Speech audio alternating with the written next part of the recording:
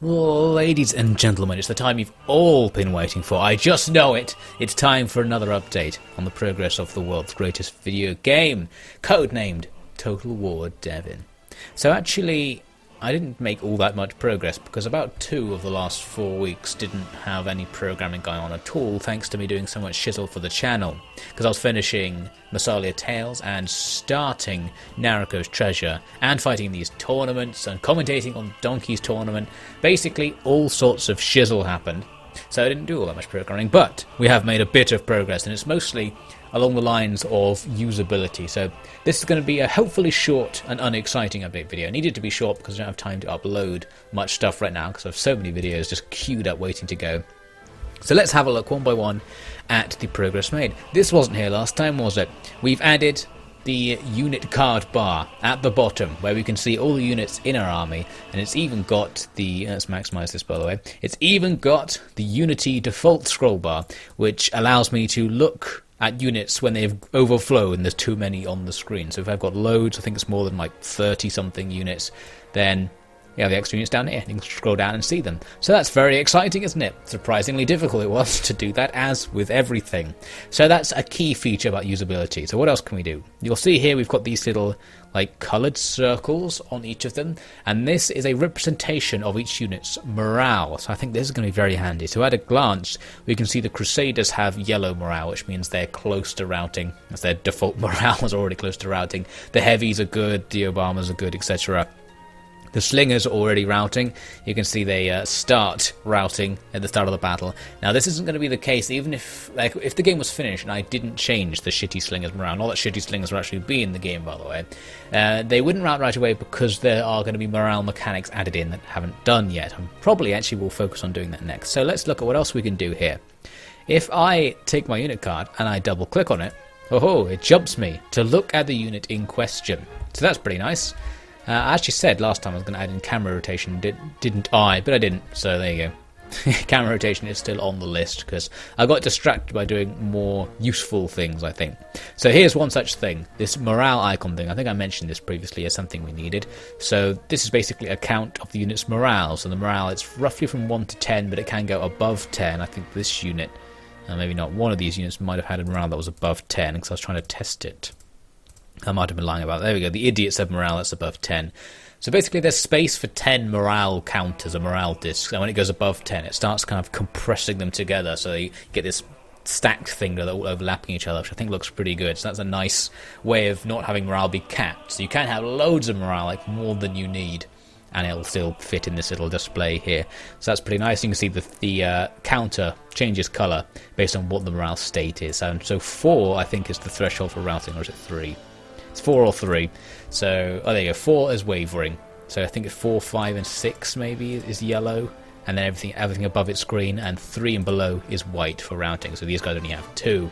So they would start routing right away. But as I mentioned, if this was the real game, because you can see where they are here in the army, they would get morale boosts from being inside their own formation. So it'd be a +1 morale from that unit, that unit, that unit, that unit. So it'd be adding 4 morale from having all of its flanks guarded by another unit. So that would give it 6 morale. And then if the general's in there, oh, by the way, that's another thing I need to add in, which is like a commander, and giving him an aura, which is probably actually the very next thing I'm going to do. But anyway, back to this. So yes, he would have like 6 morale, and then maybe like 8 morale because he's in the commander's aura or something. So actually, this unit would be fine, even if his base morale is actually like 2. And what I hope is to have, like when you click on a unit and you mouse over this, you'll have a thing pop up that tells you all the things that are increasing or decreasing the unit's morale. That's very handy. I only actually very recently discovered you can do that, at least in Total War Warhammer, but the game doesn't tell you about it like so many things, and in old Total War games you couldn't do it. So it's nice to know what things are changing your morale and by how much, just so you can understand what's happening.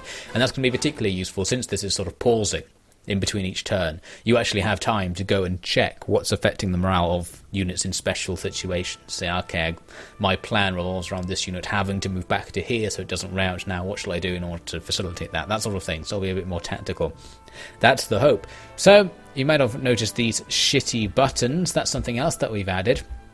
This is basically to switch states on the units. So we've got run and walk, which was there before. You've got guard mode and not guard, for and don't for, which is fire at will, and skirmish and and which is skirmish and don't skirmish. So it's probably best demonstrated on a unit such as the T-34, which actually has all three being relevant.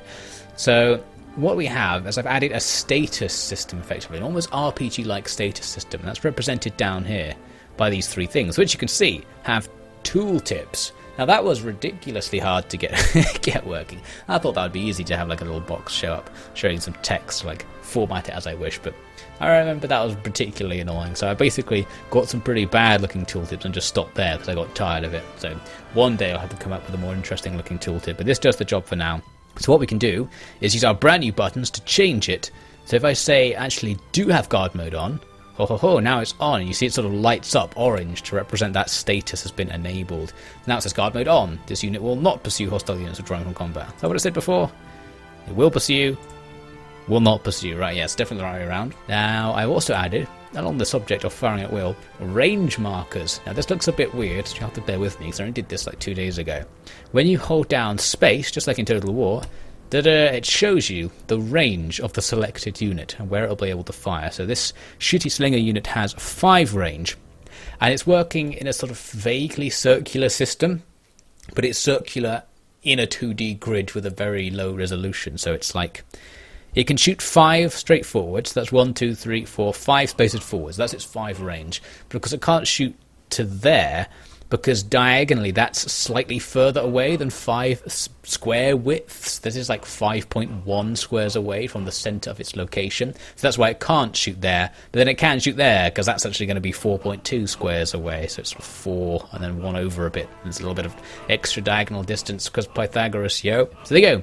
Range markers. And what sort of causes a bit of an issue is if I say select all these units here, and turn on all of their range markers by pressing space, you can see they all overlap each other, and you actually start to not be able to see the terrain below them when there's loads of range markers on top of each other. So don't really know what to do about that.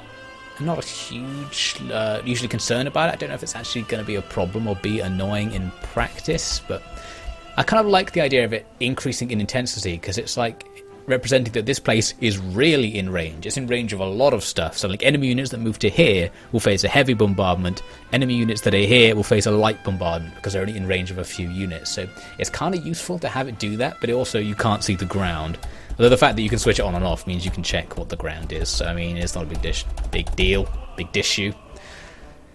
What else we got? I think I made a couple of... let's switch back to the unit bar stuff a second.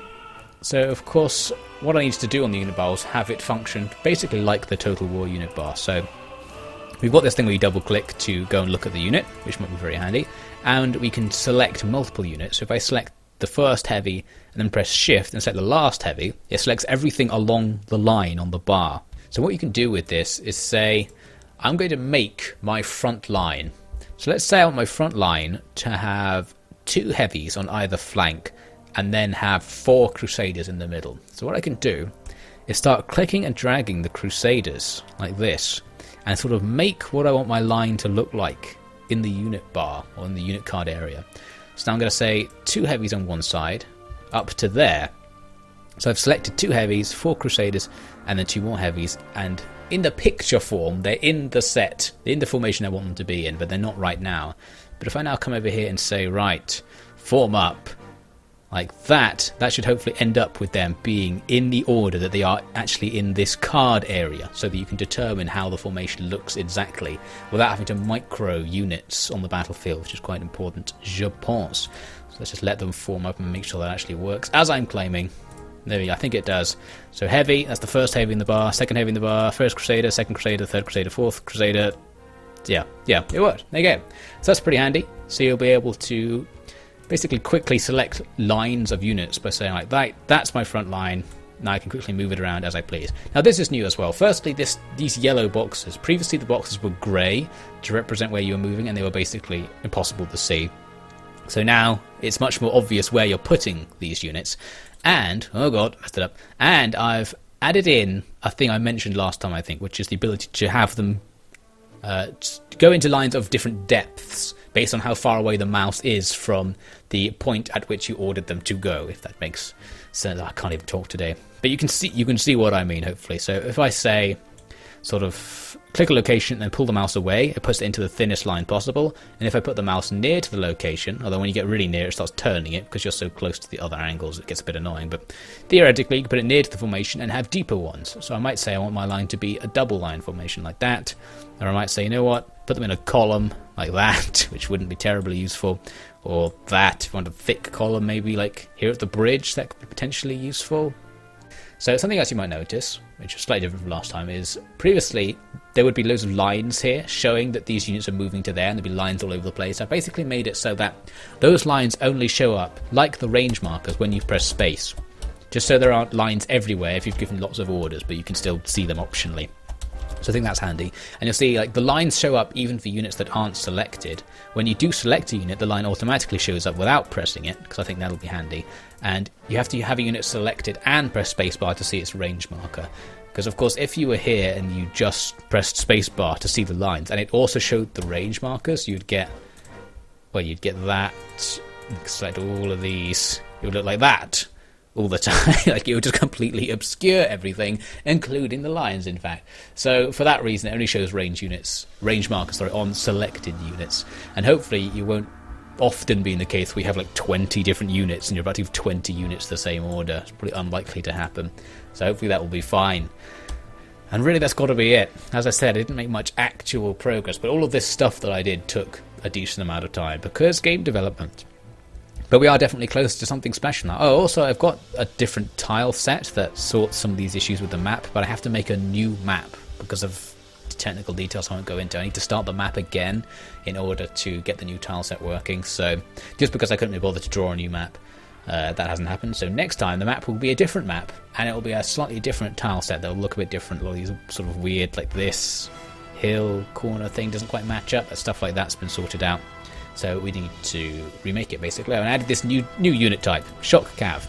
Oh, another thing I did, which I have no way of proving to you happened, but I assure you did, was I changed the deployment AI system so that it works better with large armies like this one, and so that I can keep adding new unit classes to the game and it will still work. Like previously, it would deploy specifically ranged, then specifically melee, then specifically shock infantry. And it was hard-coded to use those three classes, but now I've got a much more well-programmed deployment AI system that can use any class of troops, even ones that aren't in there yet, so I can just add in a random new unit to the game and say, alright, this unit is now officially called Baguette Infantry, and it will sort of know how to use it. It'll probably just put it in its own line in the centre, I think. Say, right, this is the Baguette Infantry battalion of my army. Put them all in a big line here. Right, I think that's it. I'm going to have to edit this down because it's probably too long to upload. I need to upload it at the same time as something else and just make it fit. So, yeah, still happening. Next time, different map, probably adding generals and generals' auras. Going to add in morale effects, so morale actually changes based on what's happening for each unit. And once that's in, I guess we'll probably have to add in actual combat, won't we? Like the actual gameplay will have to be added, so that's going to be very stressful. I think I'm going to start by just adding a static line of enemy units, so we can get the idea of just going and starting a battle and how the battle mechanics work into the game. And then it will be a non-static line of enemy units, so making the enemy units have a commander that is telling them to do things. And that, of course, is going to be the hard bit, which last time I was like, yeah, I'll probably do it for this episode. Well, I actually was going to do it for this episode, but I realised that doing like this usability stuff, like things you need in order to understand what's actually going on, is going to be more important first. So, yes. I'm going to throw in combat now before I do the AI, because there's not much point having an AI that just runs into you and nothing happens. I think having combat mechanics in there will make the production of AI a much more satisfying experience, because you'll actually be able to see it working, because it will actually do things. So I'll be able to, determine what I'm going to do with it next, etc., etc., etc. So that's Total War Devin. I hope you enjoyed this terrible vlog and whatever exciting music I put in the background. And I'll see you approximately next month for more exciting action from the world of video game development.